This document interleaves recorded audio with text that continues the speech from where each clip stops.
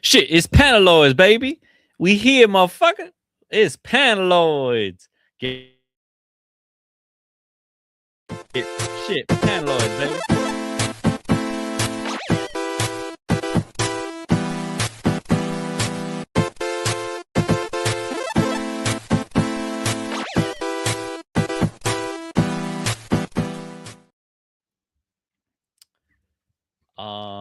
I hate you so much. I knew as they said, "Hey, everybody." Yeah, you shouldn't have said anything. That's really what it boiled down I shouldn't have said anything. It just gave fuel to the fire. Truthfully, yes. When the minute you said, "Oh, you know what? I'll solve. I'll just mute you guys." I was like, "I'll just unmute myself." It's like a light bulb went off. What's going on, guys? Welcome to Panaloids, Comic Books, and more. I'm Pierre. If you haven't met me, I'm here. This is who I am. To my right, if you're looking on TikTok, is Kyle. If you're looking anywhere else, it's also Kyle. And below me is Jeremiah. Yep. No, not below me. Below me. Jesus, Jeremiah. Right to the open mouth. And then Dimitri. That's right. He's here as well. We have the full cast. And we're ready for Panaloids, comic books, and more. That's right. With that, I present New Comic Book Day, DC K.O. Number 3. We got it. Super Shazam Man is what we're calling him. Super Shazam Man. It's Super Shazam Man. We got 3 really fun fights with some really cool action in all of them. And one of those fights we had Shazam and Superman team up, and we got Super Shazam Man. Try saying that 10 times fast. Super Shazam Man. That's difficult, but like that. He looked dope. He looked cool as hell. He's not called Shazam anymore, right? Yes, but I'm calling that creation Super Shazam. What is it called now? The Captain. Huh? Oh, I don't like that. No, I don't like that at all. Yeah, not Captain Marvel. The Captain. I should go into a real deep dive as to why he's not Captain Marvel anymore, but I'm going to spare the listeners for that. Captain Superman. Huh. I think the Barda Wonder Woman team up was really cool. They did something really cool with that. And then Joker's surprise partner was Joker. Specifically, the Batman who laughs. Spoilers, everyone. Pierre said it at the top of the fucking thing. So. It wasn't Batman who laughs, though. It wasn't. It was not. a facade. It was surprise. It was Mr. Mixel Pixel. Mr. Piddlix. Yeah, that guy. Yeah, but that's because then we got Emperor Joker. So yeah, technically which you're right. Is not a new thing, right? Because I never read Emperor Joker. That's Emperor Joker is from the early 2000s. Yeah. Okay, right. That's what I thought. No Man's Land? Serenity's gonna fucking shit down my throat if I get this wrong, but I'm pretty sure. Wow, don't love those words in those order. No. Came down from No Man's Land. I could be wrong with that, but I'm pretty sure it was part of No Man's Land. Yeah. But yeah, it was a fun issue. We're down to the final 4. Yeah. So Superman, Wonder Woman, Lex Luthor, and Joker. And then we got the 4 absolutes that are going against them. And can anyone explain to me the fucking 4th one that showed up? Did anyone else notice that shit? I mean, we can, because the backup of almost every DC K.O. and all of the tie-ins show all of that. Mm-hmm. Booster? Yeah. So Booster is possessed, for lack of better words. He's not absolute. Corrupted? Yeah, he's not absolute. He's not absolute. So that's not absolute Booster. No. Okay. He is a corrupted Booster Gold by Apocalypse. Right? Is it an Apocalypse? Dark Side. Oh, Dark Side. Yeah. Well, wrong. I mean, I guess company. The planet. Yeah, it's Acropolis. Dark Seed.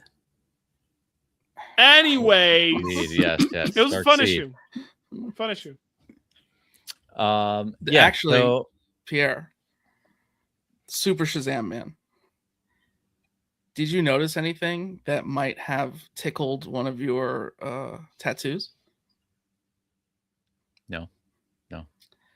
Why did Super Shazam Man have earrings? little ball earrings. Oh, like Fusion. Dragon Ball Z Fusion. I caught that. I don't even know much about it. That's cute that they threw that in there. Do you think that was a reference? Why else would there be earrings out of nowhere? True. And they're little, like they're identical. True. Okay. Really nice touch. Really nice. Good looks. Good looks. Yeah. No, I liked all like the little team ups that they had. I thought that was good. And even what they did with what's it called? Supergirl. That was cool too. We're getting taken over by Lex. That was a unique transformation. I was thinking like, oh, maybe like a red ring will come out of nowhere because she's so angry. No. Yeah. That would have been really cool though if we had Red Lantern Supergirl for a hot second. That would have been fun. I'm glad that they don't get to stay in the tournament like those people. You know, they all like go out. The but partners. now predictions for the next things coming up here. So originally we thought that this was leading up to the Absolute Universe taking over some of these regular titles. But it doesn't seem that way, and it almost seems like these Absolute Universes, because they all had like red eyes, like it almost feels like it's not real. It's just for us. It's not actually them. Right. Yeah. It's us to enjoy it, and that's it. And then it's gonna just go back to still being your regular titles, and cool, you still have your Absolute Universe, and they'll probably never ever meet again. Yeah, but they're definitely this is going to be the selling point of DC K.O. 4 is like Absolute meets the normal continuity. Like it's going to be the big selling point for sure. Like, and I think it'll bring a lot of Absolute readers, exclusive Absolute readers, to the regular universe because they're doing a lot of cool things in KO, like the team ups. This whole fight, everything from the beginning to just this book alone. If you pick this up, you would want to continue because like the world Joker made was amazing. I thought that was the art, like everything, like just seeing Joker be that powerful, or like you said, Big Barda with Wonder Woman and like her throwing her as like a weapon. Awesome. Like I think that is showing me a side of Wonder Woman that I never really saw, you know? Especially someone that's only read Absolute Wonder Woman. So now I'm seeing like that side of Wonder Woman on the regular side, and I'm like, maybe I could give it a shot. Sad. Maybe I read it. It's never been a thing. I don't know. I think that the last time I liked a Wonder Woman costume was Kenny Porter's run. How about comic? Why are we just going a costume? Because I never like the costume. It's like hard for me to like. I don't know. It's just not. Like I need it to be tough. I need it like a tough costume. Like I need like I don't know. There's a lot of good female superheroes out there, and that one's I don't know. They just never did it for me. Important. I feel like you're digging a rather deep hole. Yeah. I like a lot. There's a lot. I don't know if I should stop you. No. I don't like Wonder Woman at all. At all. Oh, stop. So as a whole, this is the best issue out of the 3 we've gotten so far, or even the tie-ins, right? DC K.O. relevant anything. I think this is the strongest issue. I agree. Even when there were like everything. Oh, Cyborg picked someone who like no one's really going to be that excited about. They fixed that. Like it was a purposeful of like it's deeper than that. Like just because it's not a fan favorite character, there's a reason. And then once it played out, it was pretty cool actually. And I was like, oh, I would love to see the whiteboard in the Creator Summit when they were planning this whole thing out. Like, I would love to see what was written on that whiteboard for the whole event. Yeah, really. All right, so quick prediction, and then we'll move on. I think Superman's winning this, right? Oh yeah, Lex Luthor's winning this. No, Superman still got Aquaman. Yeah, good comeback, kid. I'm pretty sure he got smushed. In this last round. Yeah, I don't. Yeah. Did Dimitri read this book? I might have missed that. I might have missed. Hawkman's not. Hawkman's gone. Let me just put it. Hawkman and Aquaman decided to do this whole like water and sky team up, and then they got smacked into the ground. And now they're basically both Boston brand. That's a deep cut. I don't Not know what everyone's it, gonna get what that it joke. meant, and No one's gonna get it. I hope when I look it up later that I'm okay with it. That's all I'm gonna say. Boston Brand. Aquaman, Hawkman became Boston Brand, who is Dead Man. Dead Man. You don't know who Dead Man is? I do, but I don't understand. The name is Dead His Man. name is Boston Brand. That's his name. Okay. And then they're both dead now. So like Aquaman, So they're dead men. Dead Man. I get it now, and I wish I just let it. Still not a good joke. Still not a good joke. Clever. I didn't like it though. Very clever. Very clever. Very clever. 10 points for clever. Negative minus 17 points. Too much for IQ. Dial We're down. moving on. We're moving on. All right. Knull #1. Big book. Very good. Very good book. Artwork was fantastic. If I could pronounce the artist's name, I'd give them a shout out. Yes. Artwork was amazing. Here Cover in post. artist. Everything about it. Cover art was sick. The book was sick. Story was great. Spoilers. I love Hela. And I want more Hela. And I want this to be a thing. I want her to actually become the Queen in Black. I think it would suit the character so well, and have Knull move on to do something else. I mean, he's moving on, that's for sure. He's moving on to fighting one of Hela's evil exes. Knull is the new Scott Pilgrim. Knull needs to become like the King in Red. I think Carnage needs to. Carnage needs, because Carnage went on this mission, right, of becoming this god, and then he fused with Eddie Brock. Don't forget this all happened. So Carnage is very, very strong. So this could happen where he's been looking for the perfect partner, and his partner is Knull. They're together. Hela's together with the Black, and then they become together, and they fight. Big fight. Big boss fight. King in Black versus King in Red, or Queen in Black versus King in Red. She could be king. So mic drop. Calling it now. Calling it now. I don't like that, and it's not going to happen. But also, we know what's happening. Like, we know from the images. Like, this is absolutely ending with him losing his power to her. Like, this is a whole... You think? We saw the photos. Like, they showed it at Comic-Con even. Like, all her in full Queen out... Black. Yeah. The logo and everything. So, I mean, the book ends with her literally... like making it known that she knows exactly that Knull escaped. And we know she's getting the costume, so we know she's successful to a default. But Pierre might be right. Knull might be swerving towards a different color. He's gonna need a symbiote. I don't see them messing with Carnage. Not I think necessarily, but the Carnage Eddie Brock thing is working too well for them to. Is it though? Is it? I mean, I think anything Charles Soule touches is. But could it work? Don't say anything. Don't say anything. What? We can discuss this off the pod. Okay. You don't think that Eddie Brock eventually getting Venom? Oh, absolutely. I just don't see him handing it to Knull and then Hela keeping the King in Black and then Venom going. I don't know. This is exactly the moving pieces.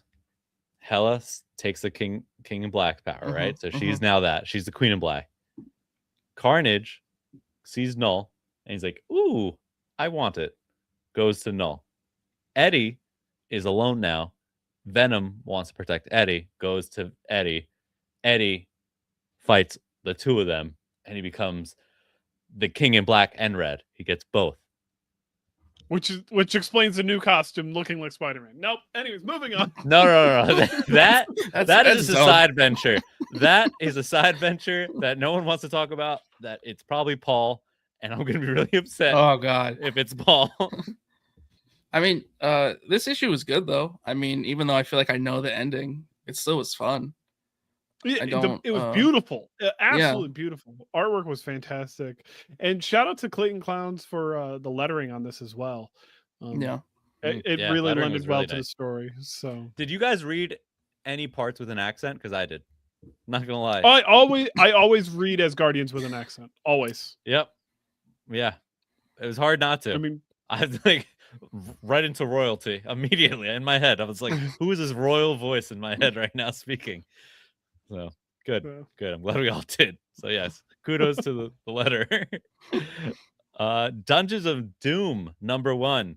Dungeons of Doom #1. we Yes. get 4 fun stories in this. 4 fun Sorry, stories. let me rephrase. We get 2 fun stories in this, Oh, yeah. and another 2 confusing stories. Transitions were a little weird, but when you realize that they're all separate stories, it kind of makes a little bit more sense. And I feel like we're getting introduced to a lot in one shot. Like there's a lot happening. Like first thing is the dungeon that they stumble upon with Charles Xavier's voice, and that recording of like, hey, you guys just opened up this room. You shouldn't Not have supposed been. to be here. Get out. You're Get out of not here. supposed to be here. So are there any clues for anyone that reads X-Men or any of this? Like, do we know anything about what's happening in this room? Because you see the Not a recording, you see someone hanging there. I don't know if I'm supposed to know who this person is. I think we get introduced to a bunch of new characters in this issue. Specifically, the last story we get introduced to a new Panther. So we get introduced. That is to a the new first Wakanda appearance. Panther. First Is it appearance a of the Panther? So I'm not just not reading things I'm supposed to be reading for this because I was thoroughly like, I must This have is not his first read appearance. this event. I must have So missed this whole run. Let's not call him a Panther because it seems like he's almost a Batman. And He does apparently pray to a bat god. So he prays to a that's bat thing. god. He opens his suit and he He's got comes down with wings, bat yeah. wings. And his suit is more bat ears, not panther Oh yeah. points. Yeah, They're like so- they You're right. curve out. What does Umbra mean? Means bat. It might. I hope so. I don't hope know what you're right. Umbra means. It means No. shadow, I think. Better guess. So, I got Umbreon. Long Umbreon. time. Shut up. There's Umbreon, Umbra, Long time. umbrella, Long time. the Latin word. Anywho, I did we just get made a that new one up. Thunderstrike? It seems that we got a new Thunderstrike in a way. Yes. I noticed With that too. The worthy hammer that definitely is not Mjolnir. No, I had But it a also different doesn't- thought. So what was Ooh. interesting about that is he shoots his paralyzed friend who's trying to, Right. So it's really to say unworthy. something, Yeah. and he shoots him no problem, and then he becomes worthy. He hears the I'm worthy. whispers right after. He's like, "Oh, nice." So whose hammer is that? Does anyone remember Fear itself? Yes. Oh my god, it is a Fear Itself hammer, isn't it? It's the fucking one that Absorbing Man gets. That was a long time ago. Fuck. I can't picture it and I don't remember, but a hammer rewarding bad behavior, that's Fear itself, Yeah. no? And it's in the Dungeon of Doom. Like, of course, Doom would have them. Yeah. Whoa. I think you fucking nailed that. That is. Yeah, if that I had is more time, I would definitely have the actually hammer. like double checked. Oh but god. I'm just yeah. guessing. I like that guess. I like that guess. I Good don't know guess. anything about it, but I like the guess. Fear itself was okay, Great fucking story. but very cool. Like a lot of cool things came out of it.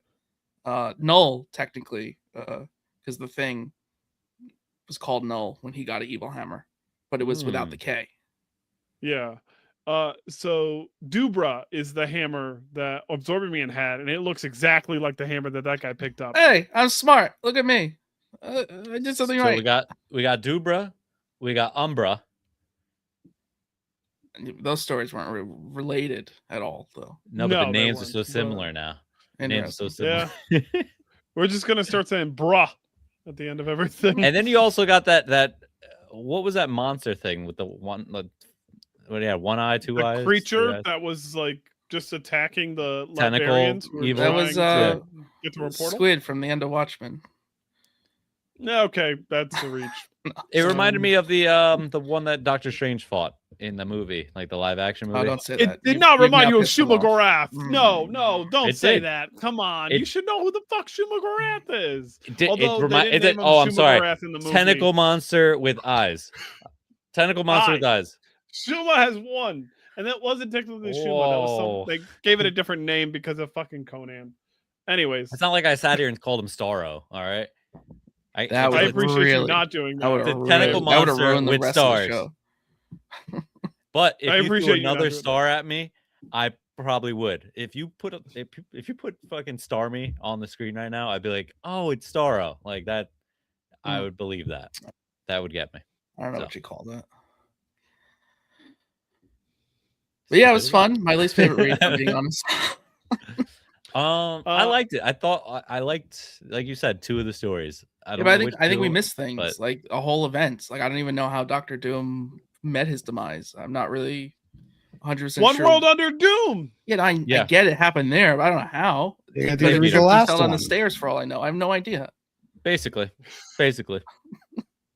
did. In a nutshell, he fell down the stairs. So I don't know For a what good happened in the cause. comment section. I'm blocking Alright. so many people. Dude, last week was bad, man. Last week It's was the Let 'em vertical comment. video, I guess. It just let him in brings there. in. Let him in there. I love him. I love everyone. Let him in. Pierre, Let him in. some of the stuff that was being said about you last week. This one, I'm with it. I'm gonna let this with one it. stick. Oh, to no, do you're something not. else. No, you're not. Just say you're not. Let it stick. All right, Let it stick. what else I'm did we with it. read? Anyone else read? Ultimate's number 20. I read. Oh. Who read that? I didn't.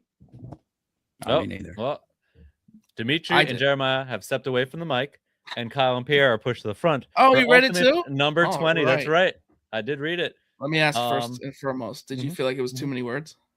So many words. So many words. So many words. It was so many words, and a lot of it was just like so many big words. Can I just add that? So many big robotic words. narration. Like I've realized I don't like Vision as much as a character. I'm sorry. because they talk too much. He talks too much, and it's the fact that he talks like a robot is really pissing me off. I like the story though. Generally, I like seeing that they planned this whole mission out from the beginning of Ultimates. So we were introduced to the Human Torch, like the first or second issue of the Ultimates, but it's not the Human Torch from the Fantastic Four. It's the original Torch. Jim What- Heyman, what- the android. Yeah. So that android, he meets up with Tony Stark, and young Tony's like, "Hey, we're gonna send you back in time. You have to solve this." So while we've been watching Tony like fight with everything and trying to figure out a way through the future and going back and whatever, this guy's been in the back, like slightly influencing events to make the future different. And to the point where throughout it, he was getting better or whatever, more advanced. And you see a panel where he's replacing parts of himself and he becomes the Vision through that, which is very cool. I will say that. Yeah. But the words and The him words were talking, everything I that didn't was need cool. didn't need any of it. Just didn't want to hear him. Just wanted you could have put bleep, bleep, bleep, bleep, blorp, bleep, bleep, and I would have still enjoyed everything that they gave me. Yep. I do feel like a little bit of history they showed us. I kind of feel like maybe we should get a 4-issue mini in the style of, what DC did. The new history of the new Ultimate Universe. Oh yeah, Let Hickman do it.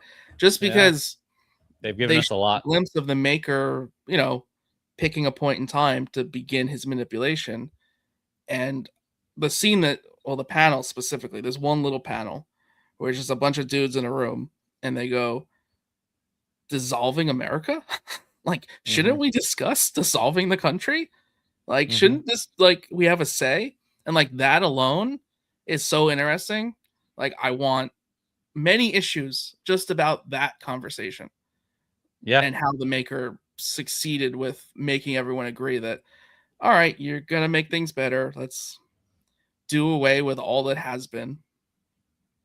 I think that makes sense if they're planning to continue this Ultimate Universe, which I don't think we are. But if they do, I think it would be sick to finally just, after this is all said and done, once the dust is cleared, give us like a four book miniseries where it just tells us and maps out exactly what the new Ultimate Universe is. Like this is everything. Like this is with him going back in time. This is where we are now.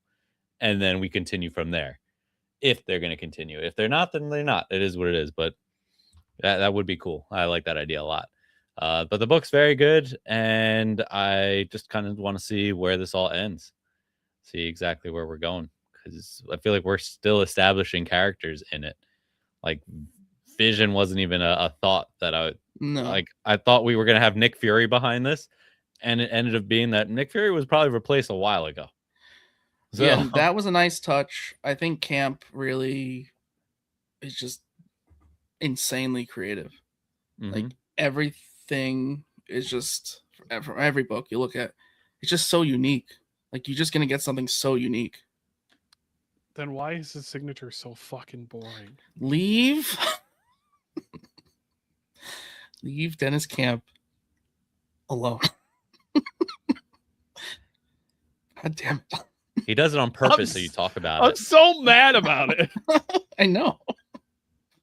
Oh god. But yeah, those are books that we read. But we got, I think, Jeremiah and Dimitri on Logan Black and White. Logan, No. Logan, Black, no White, for and Red. Dimitri. I read that. I read the first story, and then I had to push the buttons. Stories. 3 good stories. I really like the last one. It's written by Larry Hama with art by Dave Watcher, and it seems as Dave Watcher is doing a Barry Windsor Smith impression, because it fucking looked really good. And I mean, Logan's naked the whole time, and there's a lot of blood, so it's fun. Conversating with wolves and what have you. It was a really good issue. And then I read Wonder Woman Black, White, and Gold, which was the 2026 special, which had 4 stories in it. One by our good friend Steve Orlando, which was really, really fun. And the last one was written by Jodie Belair, the famous Eisner Williams colorist. She wrote the issue, and it's super cute. It's super cute. It's super fun. It's called Peach Thief. It's about someone stealing peaches from the garden, and then they find out who was stealing the peaches, and it's real fucking cute. The artwork is so kitschy and cute. I can't really describe it any other way. I mean, you look at it, it's fucking cute as shit.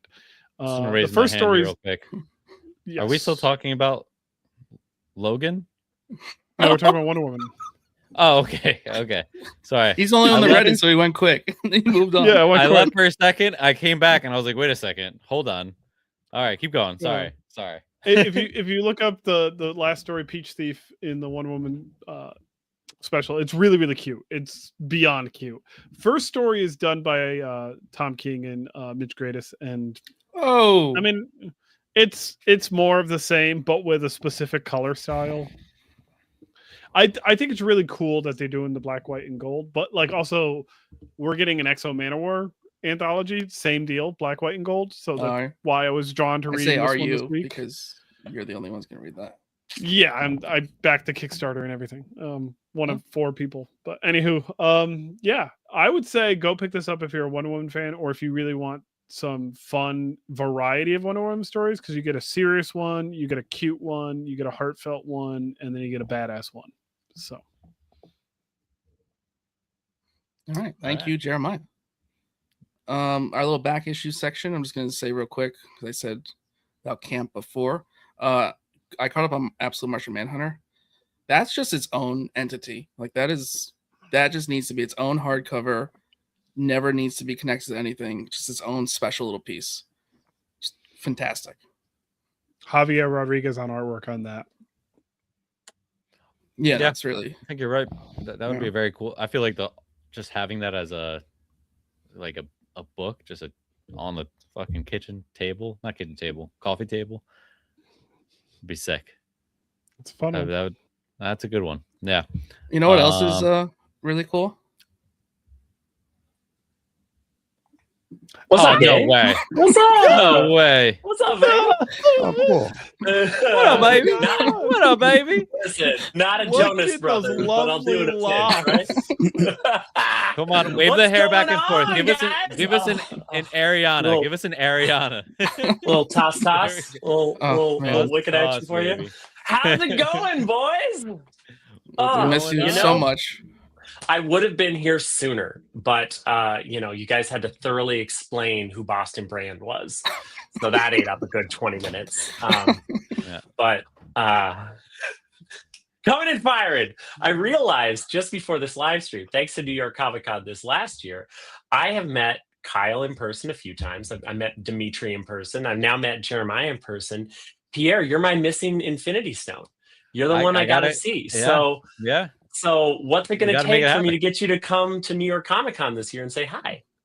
So someone's got to pay for my ticket.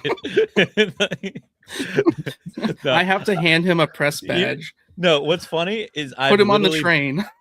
I bought a ticket for the past 2 Comic Cons, and then something ends up coming like in the way of it, and I end up not going. It's terrible, honestly. It's such a waste of money. I keep buying it and not going. If I were to say, I don't know, invite you to come out for drinks after the show one night, would that sweeten the pot? Would that make you take the train? Let's do it. Let's do it. I'll show up just for that. Yeah. He won't go to the show. This is. Let's go for the drinks. I figured. I was like, I bet I could get him there. Yep. Just hit the alcoholism. Just get me right where you can get me, and it's a convention. There are 2 things happening after the show ends on the professional track. I don't know what other people are getting up to in other communities, but in comics publishing and comics talent, you are either doing BarCon or you are singing karaoke. Those are the only 2 things that are happening after cons. Once the show floor is closed, that's what's up. Let's go. Well, count me in. Dan, I've missed you so much. Oh, I missed you too. Don't worry. I have our entire publishing schedule pulled up in front of me for Ignition Press 2026. And I can tell you right now, I've got multiple people who are frequent guests. So you guys are going to be hearing more about Ignition books for sure, because I've definitely got some folks that show up here all the time, or at least semi-regularly, people you've had on before. So we're gonna be all up in this, and maybe I'll stop by once a quarter or something, and give you guys the lowdown, the rundown on whatever's going. Yeah, exactly. My quarterly review, which. I've done reviews for each of you. Dimitri, you're doing fantastic. Jeremiah, you're hanging in there. Kyle, you're leading the charge. Pierre, we're going to have to put you on a PIP, and I'm really sorry about that. But you have this quarter to improve, and I think if you just follow the steps, we're going to get you there. Thank you, Sensei. All right, Pierre, keep it going, Pierre. We're going nerdy news. We're doing it. We're doing it. Read the first one. Well, Dan, I think you might have some news for us from Ignition. Is this I do. Thing? I've got a little bit of news. So next week on Wednesday, there's a new television show coming out on FX called The Beauty, and The Beauty is actually based on a little Ignition book. So this is the fastest any company has gone from announcing inception to the silver screen in comics publishing history. Wow. Even Superman took 3 years to go from the page to those original cartoons. And we got big news, guys. That's the huge. Beauty beats Superman. So next week are actually the co-creators Jeremy Hahn and Hurley. They are both at the red carpet premiere tonight in New York. So that's happening, and then next week it's going to be on FX, most viewed trailer in FX history. So we're pretty excited about it. The Beauty, for those of you who don't know, is about a world where there is an STD that if you contract it, it makes you Hollywood hot. You get a terrible fever, you wake up the next morning and you are shredded, your blemishes are gone, everything about you is physically and aesthetically perfect. Unfortunately, you will at some point spontaneously combust, but that is a small price to pay for beauty. The sign series me up. is Sign me up. Sign me up. Let's go. Ticking time bomb. You're gonna be good and hot. But we put out the original. The original book was published by Image, ran for 33 issues. So we're re-releasing that in these oversized trades. We put out the original first. I believe this is the first 10 issues. Yes, I'm not lying. It's the first 10 issues. Beautiful trade too. Like, thank you. The other one for us too. They're both really, really nice. This is the version we put out for local comic shop day this fall. You can find this in comic book stores. If you want to read The Beauty and know what it's about before the show and be a know-it-all, call your shop, Go in tomorrow, ask them if they have the trade. They have this one. Next week, the mass market version that's in bookstores as well goes out. So you can get it next week in comic shops and bookstores, but they should have the yellow cover. Then there's the blue cover. This is the same book. We just put out an early version for local comic shop day to show love to where it all began. So we're publishing the original series, reissuing that in 3 oversized trades, and we've got a new ongoing series that takes place in the same universe from the same original writers, and we're continuing that on. But Ignition only launched in August. We had our first book out in August, guys, and it's been wild. It's been crazy. But to celebrate the beauty coming out, I'm going to run a little contest for your viewers. And I am going to go into Discord right now. Where should I post this? General, does that work? Yeah. You can add everybody. I know the guy who owns it. I'll give you permission. Guys, if you go to panelites.com. All right. If you go to the There we go. Panelites Discord, I'm going to add everybody in the general channel. Comment underneath with your favorite television adaptation of a comic, favorite TV adaptation of a comic, right? I'm going to leave that up for a week. And before the live stream next week, I'll draw a random name, and the winner is going to get the beauty trade. I'll give you all the single issues for the new series. I'll give you a pin. I'll give you a t-shirt. I'll give you an Ignition pin, an Ignition t-shirt. I'm just going to load you up with swag. So everybody comments. We're going to put this at everybody. Is it everybody or everyone? What's the correct tag? Everyone. Everyone. Thank you. All right. At everyone. Dan, thank you so much for doing this. Yeah. Oh, you guys are going to give me your mailing addresses after the show ends. Don't think I'm not loading you up with some swag. Come on. I got to hit you with the t-shirts. I got to hit you with the trades. I got to send you a couple of the secret variants. I got to send you what I can send you. Okay. Comment your favorite TV, comic book adaptation to win an Ignition. To join prize. the Discord, go to paneloids.com, and there's a button. If it doesn't work, just DM us anywhere, and I will answer. No one else. It will be me. And I will send you an invite link. You're just so good at it. I'm just so good at it. He's exceptionally good at it. It's astonishing.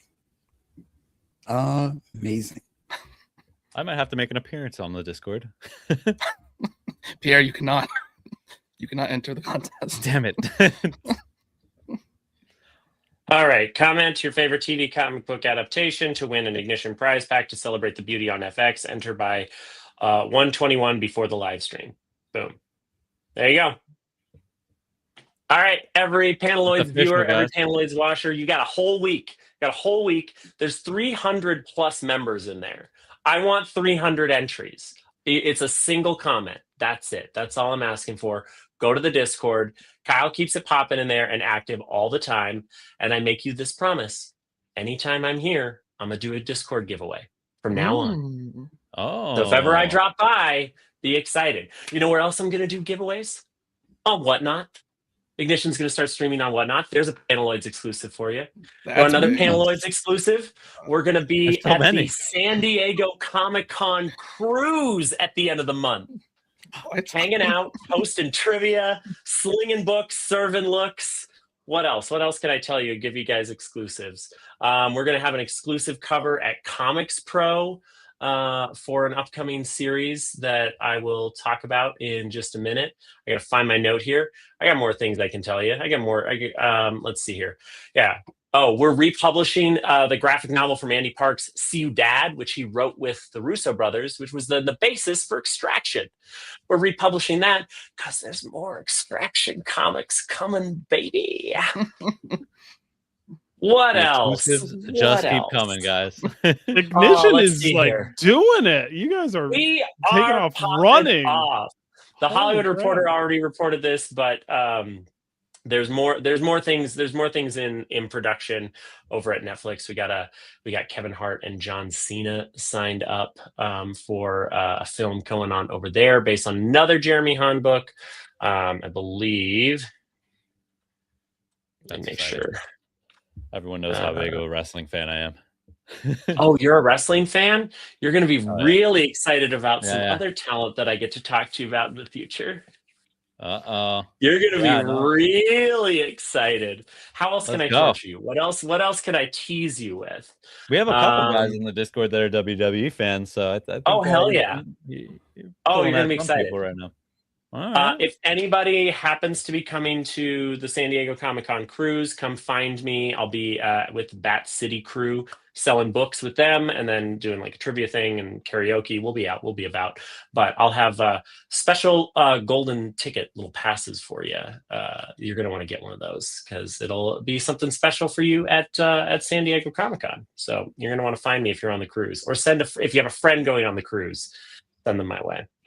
Is Ignition showing up to C2E2 or any other cons than San Diego and We New have York? not announced our full slate, but here's what I will tell you. We're probably going to do in the neighborhood of 4 shows or whatever. We are going to a show this year that has over 50,000 attendees and has not, I think it's almost 60, and has not had a major publisher presence ever. We're bringing a ton of talent, and it's in March. Okay. That's what I can tell. That's enough of a tease. That I can do. But we'll we be can figure announced that out. soon. We It'll can be figure it out announced if we soon try for hard. sure. Yeah. Okay. Listen, we are going to be out there. You're going to see me on the road. I bring up New York Comic Con because I don't care if Ignition doesn't go to New York Comic Con. I'm going to go to New York Comic Con. I'll be at New York Comic Con come hell or high water. New York Comic Con, San Diego, Rose City. Those are the shows that I will show up to every year, regardless of what's happening with whatever publisher I'm working for. But I will tell you guys, I think this is home. I think I'm home, boys. I think I've come in from out of the cold. I got my shelf up here with a bunch of Vault books, a bunch of Oni books, and I'm going to have to clear off or pick one to start filling in with the Ignition books going forward. But I think this is home now. So I'm happy to be here. It's a good time. So, Very happy to hear that. I'm Picked a very good one. happy to hear that. Thanks, man. But we'll be sending Colin Bunn your way. You'll be seeing more stuff from Tim Seeley. You'll be seeing more stuff, hopefully from Leah Williams and Stephanie Williams, the Williams sisters, as they like to joke now. But more, of course, from our co-founder Jeremy Hahn. He's got some awesome stuff, and actually, next fall is going to be really great time for horror. We've got some killer stuff. Jeremy's been killing it with Murder Podcast, which is on its 5th issue now. Going into the back half of that book, it's going to run at 8. But we're coming into bookstores and comic shops with the Beauty Trades starting next week, and then going into the fall, there's 6 trades out in the latter part of the year. So we've got Ciudad, we've got more Beauty on the way. We're going to be everywhere you buy comics, and we're excited to be there. So yeah, you guys want to see some of the books that are coming out next month? Yeah, let's do it. Yes, please. Yes, Let's please. go. All right. First up, Love Ignited. All right. I think Kyle's got cover art for this guy. But Love Ignited. Oh, you're fine. I've got the books in hand. Yeah. So that's the David Talaski cover. That's the one for 10. David Talaski. But this is a romance horror anthology. Didn't he kill it? He absolutely killed it. And dude, I went to our editor-chief and I said, I want a David Talaski cover for the romance book. And he said, cool. Mhm. And then he hit me back 10 minutes later and goes, David's in. Like, that's Jamie S. Rich, ladies and gentlemen. It's that kind of place. We just get to have some fun. But we've got a stacked talent lineup in this. We've got a thick one shot. Wow. Oh yeah, baby. Yeah, we're perfect bound. Ain't no staples on this. Yeah, I mean, you're getting a lot of story for $7.99. So we've got our lovely A cover here. Joelle Jones here did that one for us. We've got our B cover by Martin Morazzo. And then our C by David Talaski, which is my personal favorite. But in this book, we've got Danny illustrated the first story with Olivia Default. We've got an incredible. I'm allowed to show these pages. Yeah. Danny crushing it with an amazing mythological story about a siren and a harpy falling in love. That's really, really good. We've got several incredible stories in here. I've got Sugar May wrote and illustrated my favorite story, but I didn't want to show that one because it's a little, you can't really not spoil that one. But we've got Chris Burnham in here. We've got Jamie S. Rich writing in this. We've got some incredible stuff. And the final story, illustrated by Morgan Beam, but written by Patrick Horvath. So we got a new of Beneath the Trees Horvath. Where No One Sees. Yes, sir. Yes, sir. So Patrick did a story for us because, fun fact, one of our editors over here, Maggie, was his editor at IDW. She kind of made Beneath the Trees happen. So they got to team back up for this one. But the story is called Lover's Pact, and Morgan Beam knocked it out of the park. But it's the signature horrific and woodsy setting that Patrick is kind of known for because of Beneath the Trees. But it is 1, 2, 3, 4, 5, 6 stories, and it's stunning. It's a great book. That's $1.25 a story. They're right. That's good math. Why though? The other thing, and I don't know if I pointed this out the last time, but every Ignition book has a, let's see if the camera will focus on it. Has a serial number. Every single book is individually printed on the run. So this copy is 3,806. This is copy number 506 of the Tulaski cover. Dan, you don't know how I am about obsessed with numbers. That's a I problem. know. I know. And we do it on every book. So every time we get our comps, we all post pictures in the chat to be like, oh, what did you get for the new Cullen Bunn book? And I'm like, oh, I got number 1994. And somebody's like, oh, that's the year I got married. And I'm like, you're old. But, people try to chase down their favorite numbers. Like I've seen 616 on here. I've seen 357. I did pull a 420 once, and that got a good chuckle. But yeah, if you're a number hound, if you're a number chaser, even if you're picking, if you're in the store, that's a really cool add-on for that is for sure. All Philip Sablick's idea. Our illustrious editor-in-chief, formerly not editor-in-chief, publisher. Jamie's our editor. I might be on a little bit of cough medicine, guys. I'm not gonna lie. But the cool thing about the serial numbers is, if you want to chase your own, if there's a specific number that you're after and all that, it's really cool. But if you're in the shop and you see a new Ignition title, take it up off the shelf and just flip it around. You can not only see what number it is exactly, but on the back of every Ignition book, we have a complete, a synopsis. You know what the book is about, but you don't have to thumb through it like a library. So we give you 2 to 3 paragraphs to let you know what's going on. And that way, shop owners don't see their books get all manhandled. You decide, oh, it's a low number and this sounds cool. Yeah, I'll take a chance on this number one. But just trying to give you guys more access to the books and an easier way to know what's going on without popping in and going, well, what the hell is this about?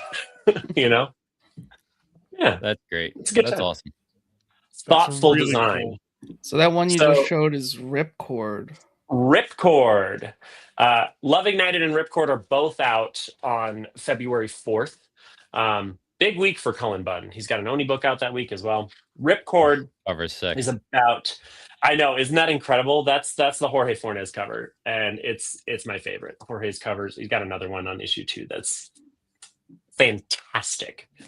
The story of Ripcord is a story about 2 sisters. One is trying to find the other in the Australian outback, a little Mad Maxy. We're not quite that far into an apocalypse, but it's in the midst of a opioid type epidemic that has just taken the world by storm. However, instead of becoming fully strung out, people are turning into rage zombies essentially. And it is the further you get into addiction, the more you succumb to your most violent urges and become really subhuman at the end of the day. It's violent, it's aggressive, it's contemplative. Cullen's writing is always top notch, but Inake on the art, this book is gorgeous. I'm a huge fan of everything that Cullen does. This is his second book from us. He had Deluge out this fall. And then later on, I haven't gotten my copies of this yet. So if Kyle's got the cover, then coming up the week after, February 11th, we've got Just Brutal. And that's the new Dennis Hopeless book. Oh my I'm God. very excited. Yeah. And Bram Ravel just knocked it out of the park with the art. It is Mitchell's versus the Machines meets Masters of the Universe. It is like He-Man What and a She-Ra pitch. retired to Earth and have been hanging out for hundreds of years. They had a family, and now mom and dad are breaking up, and Skeletor's returned. Kids don't realize that their parents are intergalactic, mystically powered badasses who've been fighting monsters for hundreds of years. And in the midst of mom and dad breaking up, the big bad returns. And it is heartfelt, hilarious, and the action is bonkers. But on top of that, I think that the monster design, the creature design that's happening in that book, like Bram is killing it. And I loved working with Dennis on Hard Eyes. That was a great book that we did at Vault that he just absolutely nailed it on. But this is something special. This book is really going to go the distance, and I'm excited about it. So we got a lot more coming. And if you know anybody, any retailers who are going to Comics Pro, we're gonna have a special exclusive cover for you of Just Brutal. So be sure to come to my roundtables at Comics Pro, the big expo for comic book retailers.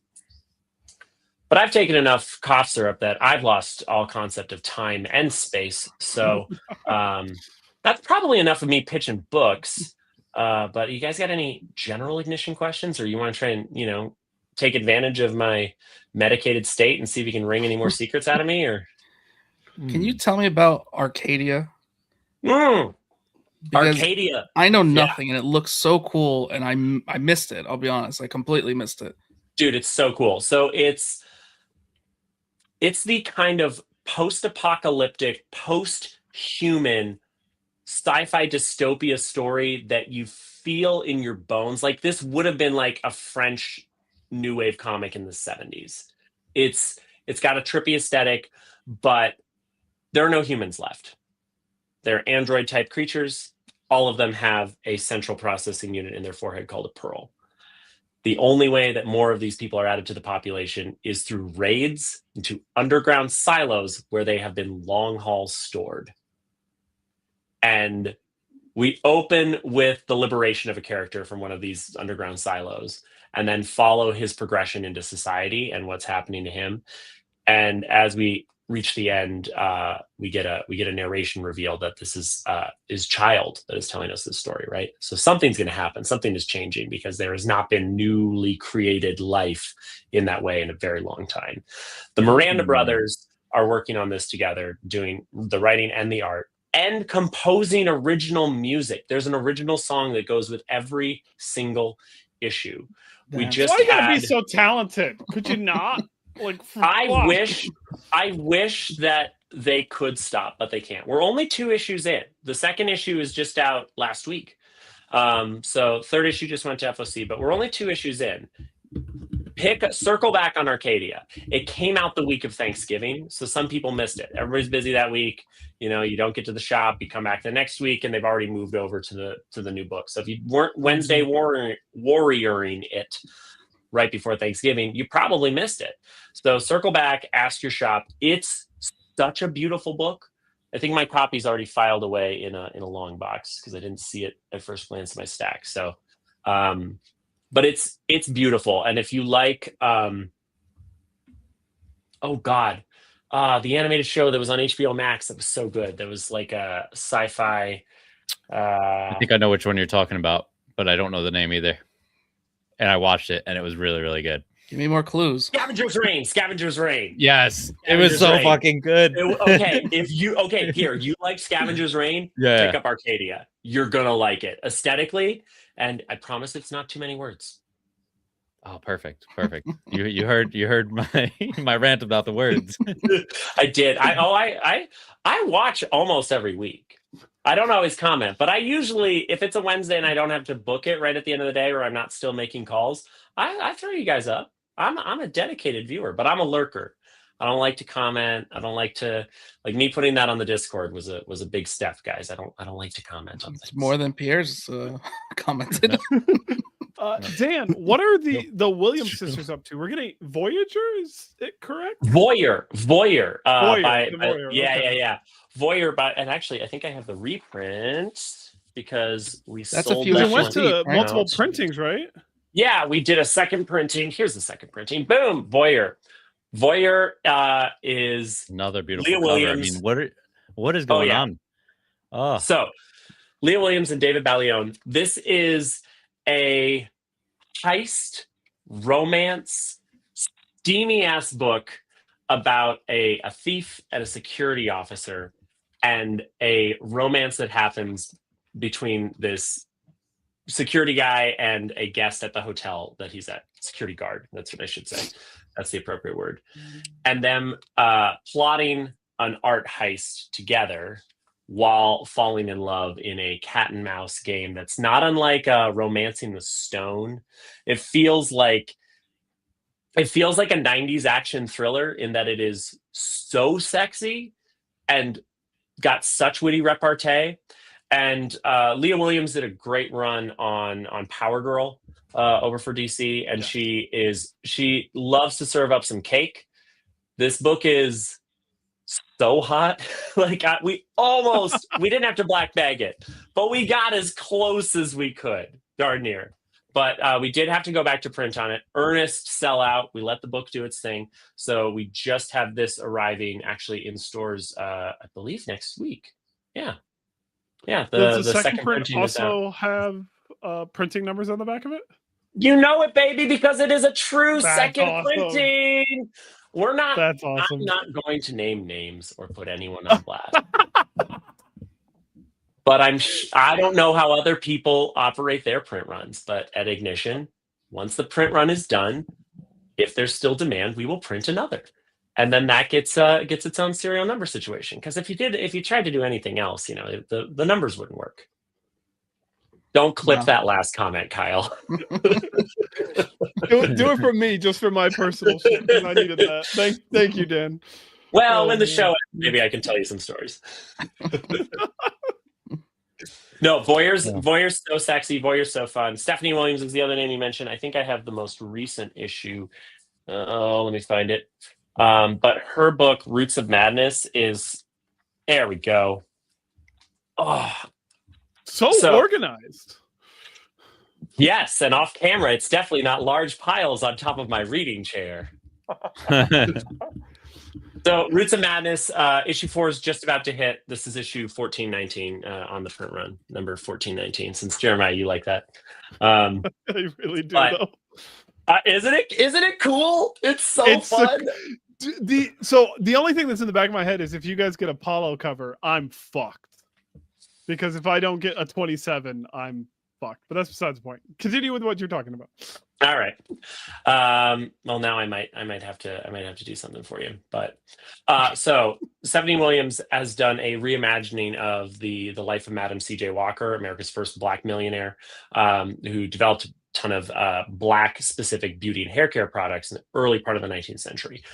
But this story is about Etta Knight, who is our stand-in there, and is the story of her going through chemistry processes and chemical work, as well as holistic natural medicine stuff, and a dash of magic and absolute eldritch abomination horror in her drive to create new and amazing things. Horrifying things happen along the way. It is the Black Americana Lovecraftian story that you have been waiting for, and it is definitely at the peak of her game. She's been killing it on licensed books and has been doing a fabulous job with her big 2 work. This is something special. Like, this is when this is collected in trade and people can sit down and read all 6 issues, I'm very, very excited to see the second wind that this will get. It's been great in singles. People have been having a really good time with it. But this book cooks. And the dread that's building up. It is Lovecraftian, and it's like reading an old Lovecraft story where it takes a while for that dread to go from that simmer to a boil, and she has paced this thing perfectly. Where I haven't read the next issue yet. I haven't read issue 5, even though there's pages in, because I don't think I can handle it. It's really good. From just that synopsis, I am beyond excited about that. And the only thing that was clicking in my brain, and I'm very, very good at nailing this, I'm hearing Eisner nomination. I don't know. I have not been wrong in 3 fucking years. Well, you can check me on that.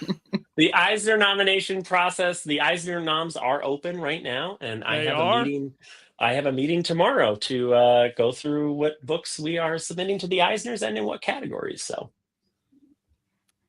your lips that's what I to heard. the Eisner committee's ears. Okay, enough of me. Put us all back in equal. This is crazy. It's too much, man. The main picture anymore. No, there we go. We're all egalitarian. There's no such thing as too much Dan. Oh, I'm sure my ex would disagree, but still.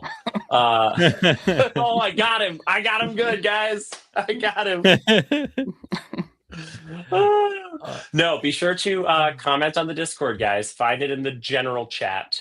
And just comment your favorite TV adaptation. I'm gonna send you like a couple $100 worth of Ignition shit. I'm just gonna go ham.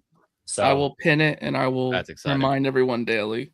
Yeah, and I will try to arm my talent that comes on the show in the future. I'll see if I can do that. But you have a Dan guarantee. Anytime I'm on this show, I will do a Discord giveaway. So if you're still watching, and I have no idea how much time has passed. Honestly, the Dayquil is affecting reality. But if you're still watching and you haven't joined the Discord, I guess you just don't like free stuff or a nice inclusive community to talk about comics. I don't know. It's kind of weird. We have a few that didn't. Wow. And they're not in that community anymore. We got them out of there. Got them right out. You got to prune sometimes. Do a pruning. You got to do the bad ones. But yeah, no, that's all good stuff, man. I'm excited. Dan, thank you so much for bringing so much information. Yeah, thank you. So much information. Yeah, I got you guys. So ready to yell nerdy news, and I just completely derailed all of them. Nerdy news. It was Dan's news. I was not expecting this. I am very happy. There was subtle clues, but no one reads what I write. So I thought we were just going to be reading what Dan sent us. I didn't think that we would be graced with the. So you had a little presence. Yeah. Well, what can I say? Kyle's the greatest, and yes, Kyle is for sure. All right. Well, if we want to go back to our normal scheduled program, Pierre, I give you permission to go to the nerdy news. You want me to yell it now? Yeah. I don't want to take that from you. It's time for the normal nerdy news. +1. I guess, Dan, you're hanging out with us? I'll hang out as long as I can. I will turn my camera off briefly while I let my dog out.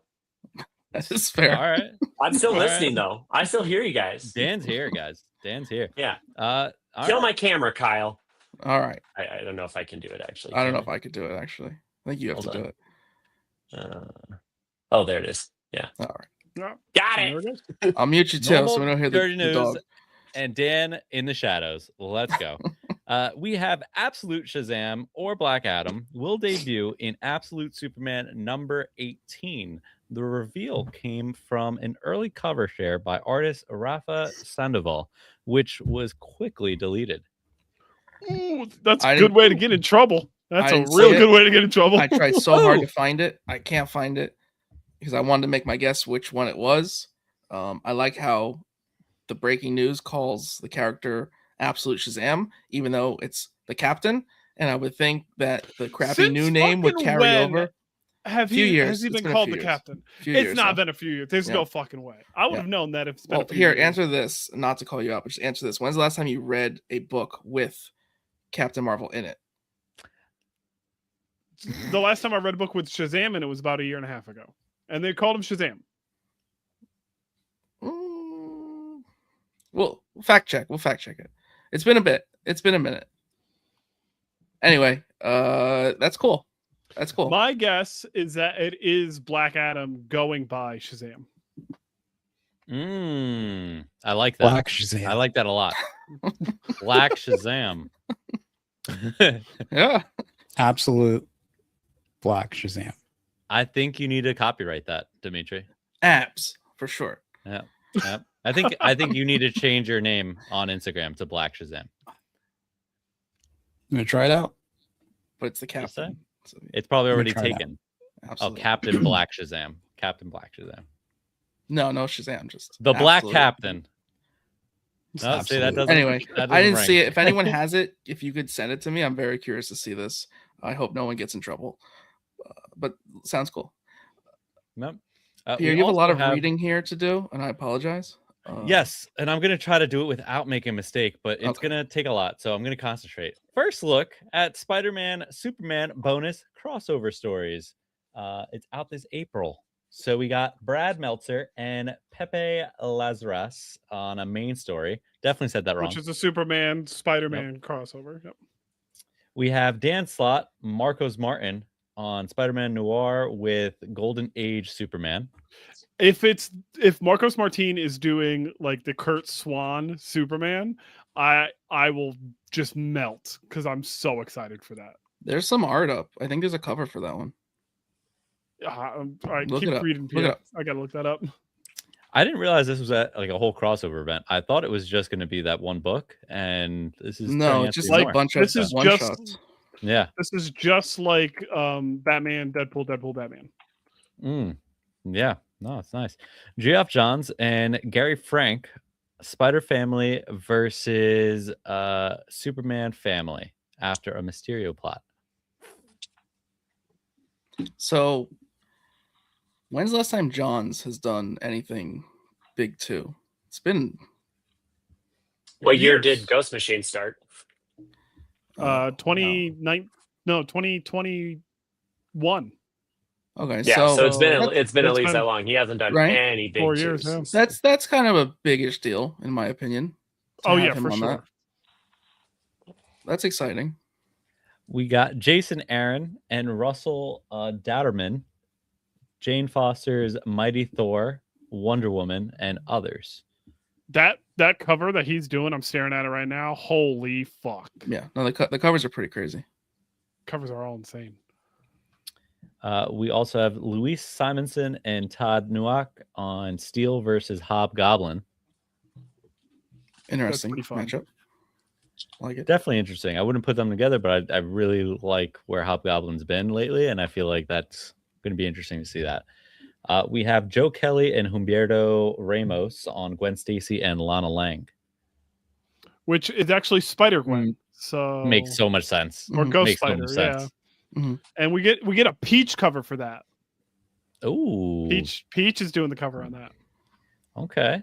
And then last but not least, we have Brian Michael Bendis and Sarah Pichelli, Miles Morales with Superman. Now, Out of all those books, which one's the hottest book? I mean, if one were to say, as Dimitri says best, Daddy Bendis is back. Did I not call this? Did I know Superman was attached? No, but it obviously makes very much sense. I think, Jeremiah, you called that part. I 100% called it the moment the Deadpool Batman was announced. I announced that this was going to happen. I called it to a T that it was going to be a Superman Spider-Man crossover.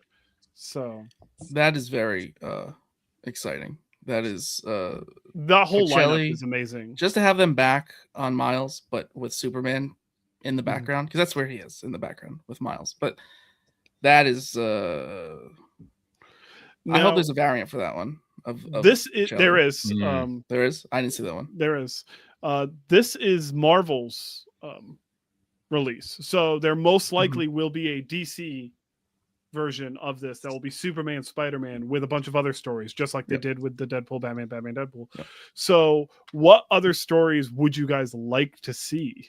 Because Lex hasn't shown up in this. Oh, that's a good point. So Hmm. a Lex crossover with Iron Man would be fun. No. Lex and I can't think of his name right now. Green Goblin. What's his name? Norman Osborn. Norman Osborn? Norman Osborn. Norman Osborn, the two of them meeting would blow my mind. Would blow my mind. It'd be Okay, fun. here's that. mine. J. Jonah Jameson and Perry White.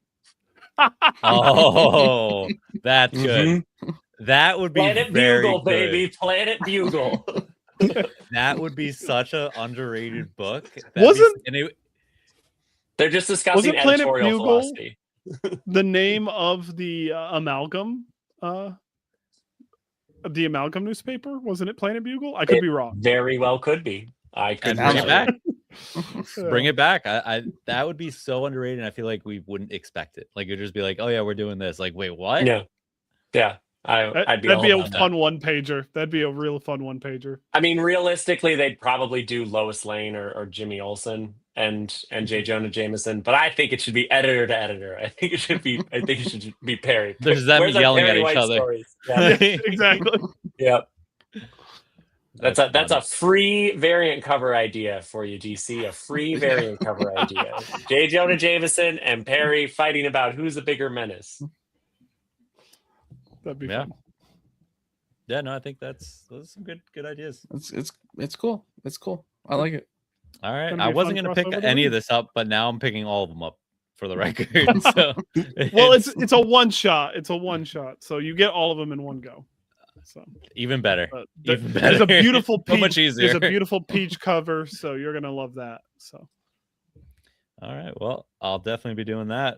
We have some screen time here for you guys. If you're new to this show, screen time is where we talk about shows and movies that we've been watching. Sentenced to Be Hero debuts with a 60-minute episode, securing a 9.1 out of 10 for Kyle.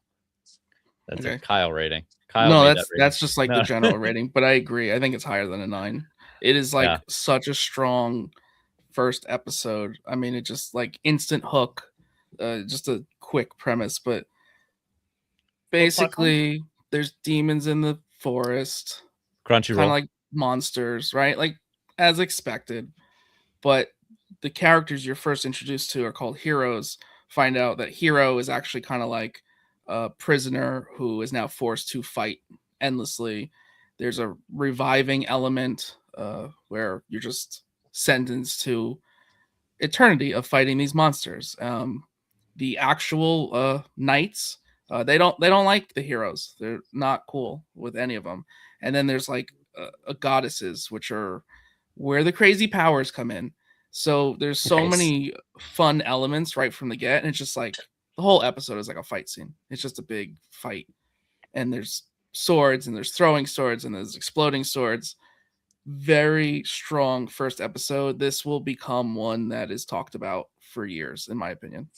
What would you compare the art style to? So That's it's a anime, tough just for one. everyone that's listening. But No, so that's a very, very difficult question. The frame rate is slightly slowed. It's almost trying to have a little bit of an American art style, ever so slightly. I don't know what I could compare it to. no animes that come to mind. No, I mean it has the look, but it's a little more detail in some of the faces, a little less cat looking on the more masculine characters. No, it's got a modern look with a slight Americanized kind of art style, is how I would say Okay. it. All right. But I highly recommend. You haven't really- been wrong. No, I haven't. The It last actually, anime you came on here to tell everyone about won every award. I think I first saw Kai Bucks talking about it, and then in the Discord he talked about it, and that was it. I just got a professional opinion. Morgan Perry, the head of marketing for Square Enix English, the manga publisher, just sent me it's Solo Leveling by way of Samurai Champloo. Okay, all right. Yeah, Morgan I is an watched- expert, has watched the show, is expert have on all watched- things bow manga down? anime. So We I bow asked, down to I him? asked, I just texted Morgan Yes. on the side. I was like, Yeah. You know, that me- makes give me so a much comp on this. sense. I Yeah. love both of them so much. there you go. Okay, no, I'm it not works surprised at though. all. Yeah, because it's got a little bit of like smoothness to it, like the dialogue. It's kind of Might have Yeah. to watch it right after this. okay. This is yeah, okay. You both sold me. And kudos to, who was it again? Square Enix? Morgan Perry at Square Enix. Morgan Perry. Thank you so much. All right. Well, this takes me to my segment where I like to yell. So get ready, guys. It's rumors, baby. Chris Claremont says okay, you wrote in how to say I it. tried to make it so you could sound it out. I think I still said it wrong. I couldn't help you anymore. Because of it. Chris Claremont says Fennec Jensen returns as Jean Grey in Avengers Doomsday. So fueling rumors that Rachel Jansen's coming back. There you go. Chris Claremont said, and he's not supposed to be saying these things. And was he right the last time? Wasn't he wrong? And everyone, I don't know, but yes, he was wrong. She was done so dirty, and she's such a wonderful actress. She did not get a good shot in those films. Here's her chance. She did not get a good shot in those films. She did not. She's coming back. She's coming back as Jean Grey in Avengers Doomsday. Well, so everyone, she's rumored that she's Rachel Summers. No, so okay. Let me just break. Oh wait, yeah. Finish saying. I'll just explain in this ridiculous theory, okay? Because yeah. I really looked into this. I only found it in 2 places, so it's definitely fringe. Yeah. So nobody knows who Sadie Sink is playing in Spider-Man Brand New Day. Not one person. I got person. a new theory today, but go on. Okay, so Fing Fang Foom. The rumor is saying, spinning off of Chris Claremont, revealing something that's probably not true. Cyclops is returning. Now Jean Grey is returning. What if Rachel Summers is the anchor being? We get introduced to her in Spider-Man. Mm-hmm. They don't make it out of Doomsday. They're in Doomsday trying to save her. Time travel. They're trying to explain everything in one shot. But I have said before that what if Sadie Sink was playing some kind of telepath because Peter Parker's searching for a non-magical way to correct him being unknown to everyone he loves. I don't hate it. I don't love it, even though it's, kind of nonsense. Wild. Yeah, it's a little outlandish. Yeah, it's a little bit too many layers. The test I always run Marvel rumors through is, can you explain this to your mom? If you can explain it to your mom and she tracks, there's a higher likelihood, because they don't do that crazy or complicated comic stuff. The Marvel formula is simplify, simplify, simplify. That may be the origin, that may be the basis, and they feed us nerds, they give us the lore that's in there, but they always simplify. Never lowest common denominator, yes. I don't think I can explain any of this. Said. Yeah, no, it's too many. I'll be honest with you. I know my mom, and I don't think any of it would have worked with my mom. Like, even the most basic Spider-Man lore would not work with my mom. I was working on a professional comics artist today, and he made a comment that, what if Sadie Sink is playing Firestar? I had said that a while ago. Because I missed you saying that then. Because then it opens up, well, what if they also introduce Iceman? Mm-hmm. And it's like, okay, well, here's the first introduction of some mutants that are fresh actors. Yeah. Oh, it just dropped. She's Knull. She's Knull. Breaking. Yeah, breaking news. Love when you do that. She is Knull. Sadie Sink, you heard it here first, folks, at Panaloids. Sadie Sink is rumored to be Knull. So we'll see how far that rumor goes. It seems that some of the things we say on here become rumors. So we'll see. And then we repeat them back, like, because someone else. We do. Yeah. Like, oh my God, look at this rumor someone said. Wait, they cited us. Yeah. Son of a. Yep, that happens. Both Dylan Bryan and Joe Keery are rumored to be up for a DCU role. If you don't know who they are, then I don't know how to help you, because they are probably 2 of the most popular, I guess, young adult actors, they call them, right? Joe Keery from Stranger Things. He did. He said DC, not MC. Oh, whatever. They're probably going to go DCU too. Let's be honest. So, breaking news, they're also being considered for DCU roles. So you heard that here first. Dylan O'Brien. The last thing I know him from is Teen Wolf and something else that was more recent. The Maze movie. No? Yes, The Maze Maze movie. Runner. Was he his Maze Runner? Yeah. Maze Runner. Yeah. Yep. So That movie didn't but have anything to do with corn. I was so pissed. No corn. Yeah. Fans speculate Cyclops, Ghost Rider, or Nova. Who do you think they could play? That's Dylan O'Brien or Joe Keery. Ghost Rider, Nova. They're up for the same role, allegedly. I mean, I think they could be plugged into any of those. I think either one could be Ghost Rider, either one could be Cyclops, and either one could be Nova. I don't. No to all of that. I think that's just No the to all fan of that. speculation because we haven't. Because they're hot right now, and with Stranger Things for sure. Cyclops is the only one that would make sense to me of those. That's the I just only feel like one they're gonna where... keep. I don't think they're gonna completely dispose of all of the. So I'll rant for a second.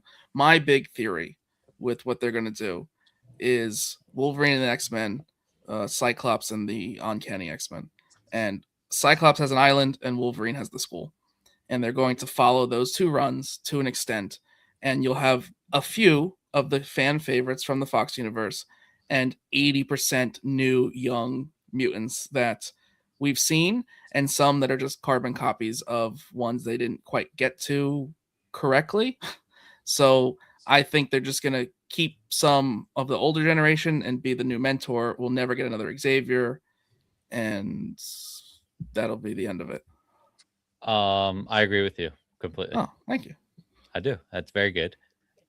I hear It's a but. very easy. It's Yeah, very it's easy with X-Men to give you both generations and keep that going as a thing forever.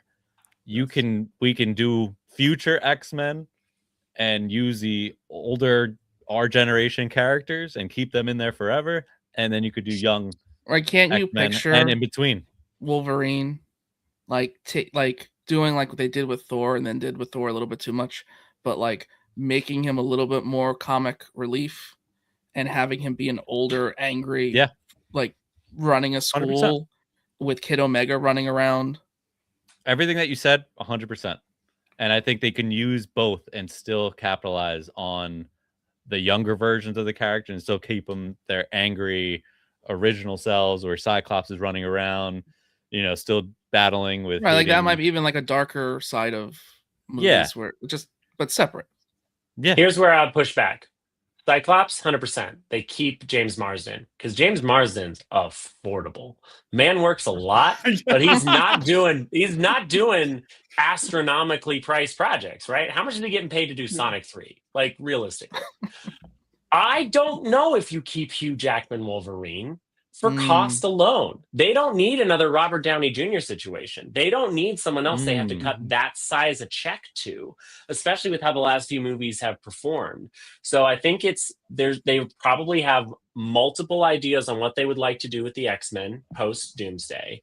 And it's going to depend on who really hits with fans. They'll set it up with a little bit nebulous, and then maybe Hugh's gone in 5 minutes of that first X flick, and they can use him for press one last time, but it's going to get expensive to keep trotting him out. And the man just wants to sing and dance. Let him go do his Broadway shows. Exactly. You're not wrong. You're not wrong. Or they could just go Krakoa and then revive everybody on their new actors. It's like, oh, we just put you in a younger version of yourself. Yeah, explain Krakoa to your mom. Oh, yeah. That's a good point. I'm stealing that. I'm stealing that so hard. Explain Krakoa to me. Explain Krakoa to me. Me and a chalkboard can make it work. Listen, we get Jonathan Hickman to do the intro to the film with a whiteboard. Yeah. So you caught up. Yeah, you get it. I would love Melvin Gordon to sit down for a Marvel movie and just have a white room and someone walks in. Hi, I'm Comics John Hickman. I'm here to explain X-Men. And in the middle of writing is going to be like, usually it's got much more intricate graphic design than this, but you follow what I'm doing. Yeah, I think we're going to need that. We're definitely going to need that. It's going to get very convoluted very quickly. So yeah, no, Krakoa to your mom. Yep, can't do it. But that's everything, guys. That's all our stuff. The X-Men are coming. Sadie Sink is Knull, and that's what we got. Ignition's putting out some amazing books. Yeah, Dan. final Aw, plug, yeah. Dan. Give us it. Yeah, February 4th, hit your shop to be sure to check out Love Ignited. It's amazing. It's got some incredible stories. And then also out that week is Ripcord #1 from Cullen Bunn and Inake, and it's so goddamn good.